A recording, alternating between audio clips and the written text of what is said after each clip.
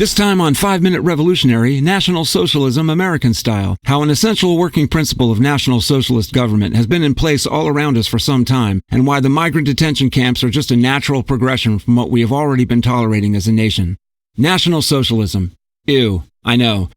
Americans see this ideology through the lens of World War II, and of course it is inextricably linked to the horrors of the Holocaust. But why did people support it? Bigotry is obviously central, but how did it nurture and solidify its support? Part of the answer is that it delivered material benefit to large numbers of Germans, and not just through a general economic improvement. Clearly, confiscation of goods and property from Jewish people directly profited many, but also there was a building of institutions and resulting professions whose entire purpose was the othering and persecution of specific groups. Underline that. Entire professions dedicated to the othering and persecution of specific groups. When people talk about creeping fascism in America, it is often derided as tinfoil hat territory or tut-tutted away as unhelpful alarmism. But what exactly is the prison system in America but a massive works project which overwhelmingly targets particular populations, confiscates their money and their livelihoods and otherwise impoverishes them and their families, and delivers the benefits and salaries of the program to another class of people, the cops and the guards and the managers and the contractors and probation officers and drug testers and lab technicians, all of whose livelihoods, standard of living, dignity, social status rest on the othering of Americans and the stripping away of their rights and access to life and family. The U.S. justice system directly controls the lives of almost 7 million people, more than half of whom are on probation. We have more people in pretrial detention at a given time than most countries have in their entire systems, and 10.6 million people go to jail every year. The reach of the system's harm to nonviolent offenders and their families is vast. Other countries simply don't do this.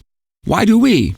To a distressing extent, the answer may be largely about profits and jobs. A new prison is built at the edge of a small town. Contractors make millions. Their workers make solid wages building the facility. Locals are hired in significant numbers for jobs that pay far more than the existing labor market. Once that prison is there, it's like the lumber mill of yore. Take it away and the town crumbles economically and socially. There's only one answer. Make sure there are plenty of people to fill it. You see how it goes, and it has gone this way all over the United States. Add to that the massive increases in federally subsidized hiring of local law enforcement, the huge numbers of ex-military and young high school grads who find in these jobs the way to make a middle-class lifestyle work where they grew up. The system has delivered a tidal wave of benefit to those on one end of its machinery. And now we come to John Kelly. Here is where the nexus of mass confinement and money and racism truly comes into its hideous maturity. Kelly was chief of staff for Trump precisely when all of the ground was laid for where we are now, with children suffering and dying and our nation a human rights pariah. And guess what? He's making money from it. That's right. He is now on the board of Caliburn International, the conglomerate that operates the largest detention camp. The 5-Minute Revolutionary has no minutes of meetings to prove what I am about to assert, but speaks with utter confidence. There is no plan to ever shut down these camps. There are contracts in place with important people whose dignity and safety matter in a way that it seems the innocent do not. There will be no shame enough to make this nightmare stop. Shame has never stopped an American business from profiting. This is just the latest pustulance on the face of our national familiar. How can we possibly turn around this demon cruise liner before it takes out the port? How can we reform what was carefully built to resist reform? How can we tell people their livelihoods are hurting other people in their country? How can we cure America of our addiction to National Socialism light?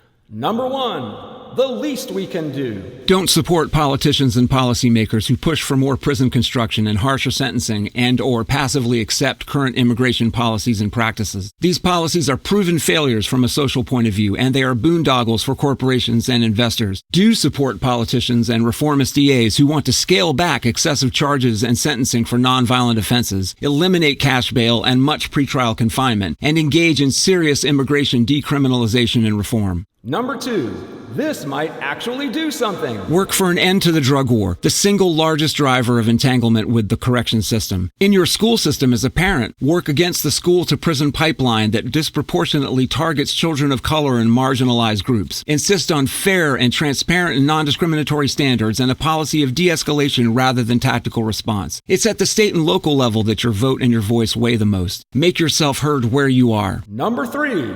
What we really should do, but probably won't. Get out of any professional or contractual connection to law enforcement in the prison system. For fuck's sake, don't work in a prison or for a prison. There has got to be a choice. If you're a cop, think hard about why you're doing the job and whether the culture of law enforcement around you actually comports with the kind of person you know yourself to be. Dare to rethink the entire notion of cops and courts and prisons as the universal solution. This system of criminalization and confinement is growing and hungry for product. It will devour us. We can't let it be our lifeblood, our mortgage payment, our health insurance. This is the economics of National Socialism. This is how we are trained to accept authoritarianism. Grifters in the White House making bank from the indefinite detention of children. A gigantic industry, entire local economies devoted to putting humans in cages. We are better than this. There is always another way. That's it for this edition of 5-Minute Revolutionary. The revolution will not be monetized. See you next time if we're all still here.